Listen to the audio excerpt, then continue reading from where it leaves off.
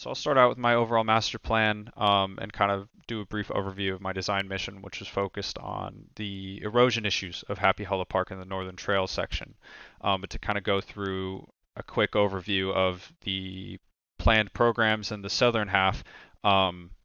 cutting off, probably the biggest change is cutting off the road right here. And so from here on out up into the park, it's all foot traffic, all, pedestrian activity. Parking lot here, new community center, new updated renovated shelters, natural play space, keeping the lawn fairly the way it is with maybe a new stone amphitheater and reinforced woodland edge with prairie planting. Three new trails that are catered to the topography, the land to protect and lower the impact on the hillsides since the erosion's already bad enough in the park. A lot of the focus though is going to be on the main trail, which is staying the same because it's built in pretty well with asphalt and it has city infrastructure underneath. So to kind of move on to a blow up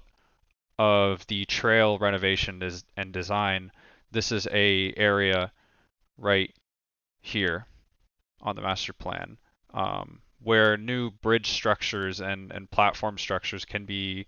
built across the stream, which now has a 10-foot vegetative buffer to anchor in the soil and protect the stream structure. New retaining walls, two heavy retaining walls on some of the steepest slopes of the park, and then a series of lighter retaining walls that accommodate for a shallowed stream just to hold in the hillsides a little more. And since these are already built into the hills fairly well, it is a good opportunity to have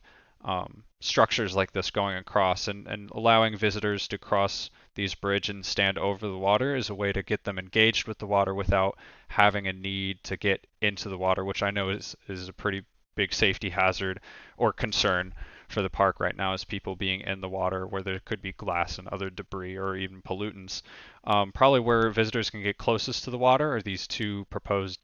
deck style structures that get them low about 3 feet up from the stream where they can, take pictures or close ups, but it's still encouraged that they stay out. And then I have some supporting graphics down here. So this is an isometric model of how these structures might look in 3D. So you can see visitors kind of walking across the trail section, some of the extreme hillsides being held in by these retaining walls, crossing these bridges, standing on the other side, providing a new prospect angle and interest for the park. The hills or the walls can be built with a natural rugged stone style, with gaps and footholds in between the stones, which allow moss and lichens and other plant life to take hold in. So it should age very well and be a whole nother interaction feature in itself, having people touching these walls and seeing moss, and even when it rains, water dripping down the sides like you can see in this precedent image here. Another program activity that I think would be amazing for the trail section of the park would be commissioning wood carvers, local wood carvers, to come in and spot out dead trunks or trees that would normally just be ripped out, and instead, putting wood carvings into them. And so that could be a whole activity, is going to the northern trails of Happy Hollow Park and peering into the woodland edge and looking for carved animals on the other side. There could even be telescopes installed into the sides of the trail, which to go onto the trail. The trail is a pretty important program element for my design. So I wanted to propose extended park hours, and by doing this, installing low power LED lights, sort of like you can see in this sketch, into new rail posts. And so that'll illuminate the path, allowing people to feel safer as they go through the park. And these lights could even be used in seasonal festivals or events like a Halloween haunted trail, doing purple or orange lights, or even a Christmas light show or something like that. Here's a vignette kind of showing the feel of what it would be like to be